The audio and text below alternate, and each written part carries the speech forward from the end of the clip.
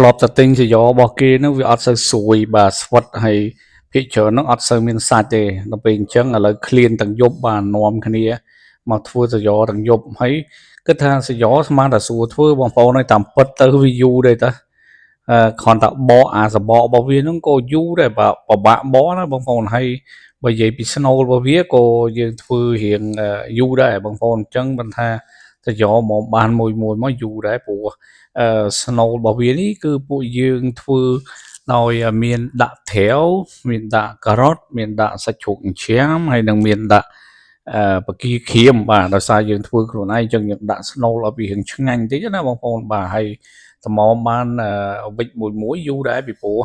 អាសបករបស់វាហ្នឹងពិបាកបកដែរបងប្អូនព្រោះវាស្អិតបាទថ្ងៃនេះបាទបានកូនពៅគេមកជួយបកបាទអញ្ចឹងយើងឃ្លានសយ៉គឺថាធ្វើទាំងយប់ហ្មងនៅផ្ទះហ្នឹងគឺថាវិចខ្ចប់ម្នាក់បាទជួយម្នាក់ម្ដាយអញ្ចឹងទៅបើឆាប់ហើយកូនពៅគឺថាគេមកជួយបាទថ្ងៃនេះកូនពៅបានមកជួយបកអាស្បករបស់វាហ្នឹងពិបាកបកដែរបងប្អូនពីព្រោះវាស្អិតណាវាស្អិតជាប់គ្នាអញ្ចឹងធ្ងន់បកបានមួយសន្លឹកយូរដែរបាទអញ្ចឹងឥឡូវយើងសហការគ្នាទាំងយប់ដោយសារឃ្លានសយ៉ណាបងប្អូនអញ្ចឹងសយ៉នេះគឺយើងប្រើស្នូលច្រើនមុខដែរបាទមានបកាក្រៀមមានសាច់ជ្រូកចិញ្ច្រាំមានការ៉ុតមានត្រាវមានអីចឹងយើងដាក់វាជាមួយនឹងសបកនោះហើយយើងវិចខ្ចប់យើងមានពងទាបាទយើងយកពងទាមកដាក់បិទដើម្បីឲ្យវាស្អិតបងប្អូនបាទអញ្ចឹងមិនថាតម្រាំបានសយ៉មួយយកមកគឺថាពិបាកដែរហើយយើងធ្លាប់តែឃើញគេលក់ស្រាប់ដល់ពេលយើងមកសាកធ្វើនោះឯងមានអី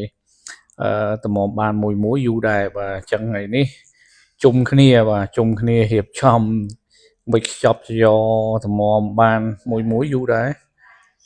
ហើយឥឡូវនេះបានវិចខ្ចប់បានបដាហើយសយ៉នេះយើងវិចពីរប្រភេទបាទយើងមានវិចអាប្រភេទសបកមូលបាទសបកមូលរុំឲ្យចេញវែងមួយហើយនឹងយើងវិចខ្ចប់ប្រភេទអា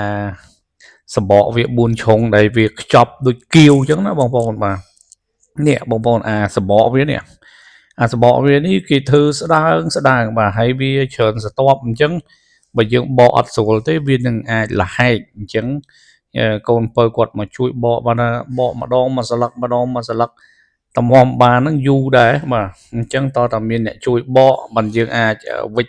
ខ្ចប់បានស្រួលនេះបងប្អូនអ្នកបកតឹងវាដូចថាបកតាទាញមិនស្រួលលហែកហ្មងបាទគឺថាអញ្ចឹងតម្រាំបកបានមួយសន្លឹកវាអាចយូរដែរបងប្អូនបាទហើយដោយសារថ្ងៃនេះឃ្លានទាំងយប់ហ្មងអញ្ចឹងឃ្លានទាំងយប់ប្រពន្ធនឹងគេចាប់ផ្ដើមទៅទិញប្រាយកមកធ្វើទាំងយប់ហ្មងបាទនេះអានេះវាខ្ចប់ប្រភេទស្តៀងដូចគៀវអញ្ចឹងបងប្អូនបាទសបកវាជ្រុងបាទអាសបកមូលមិញយើងវិចទៅចេញសយ៉រៀងមូលទៅវិញដល់ពេលអាសបកជ្រុងនេះយើងវិចខ្ចប់ទៅចេញស្តៀងដូចគៀវអញ្ចឹងណាបងប្អូនឥឡូវយើងចង់សាកភ្លក់បាទគឺយើងភ្លក់សាកមើលយើងយកមកចៀនបាទយើងចៀនសាកមើលតិចមើលចង់ដឹងថាតើវារសជាតិល្មមឆ្ងាញ់អត់វាប្រៃពេកឬក៏វាសាបពេកហ្នឹងយើងចៀនតាំងពីប្រភេទពោសយ៉នេះយើងវិចខ្ចប់ពីប្រភេទទៅយើងមានអាប្រភេទខ្ចប់ដូចគៀវនិងអាមូលទៅវែងអញ្ចឹងថ្ងៃនេះពេលយប់យើងសាកឥឡូវចៀនសាកមើលសិនបងប្អូនយើងចៀនកុំដាក់ភ្លើងខ្លាំងណាបងប្អូនព្រោះនេះបើសិនជាដាក់ភ្លើងខ្លាំងអាចខ្លោចព្រោះកាលពីមុនយើងធ្លាប់ធ្វើម្ដងហើយចៀនដូចជ្រុលកាលណាខ្លោចវាចាប់ផ្ដើមលវិញឯងបងប្អូន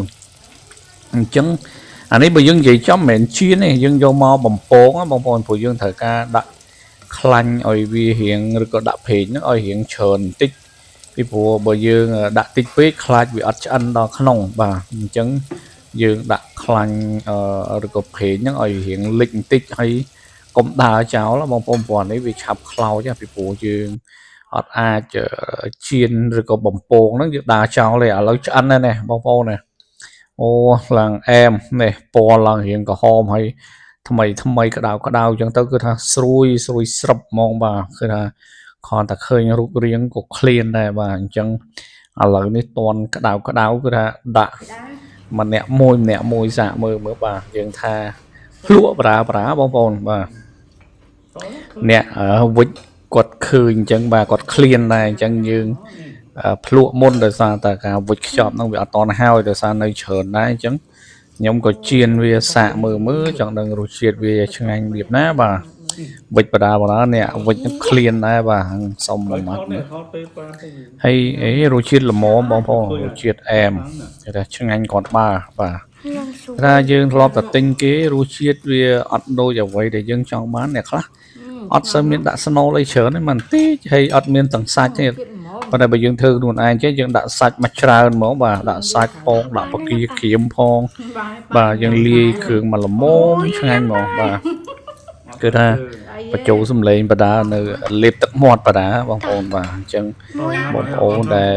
ទំនេរបាទឆ្លៀតធ្វើលេងហូបកំសាន្តអញ្ចឹងទៅបាទមានអីរសជាតិទទួលយកបានអែមគ្រាន់ដែរតើ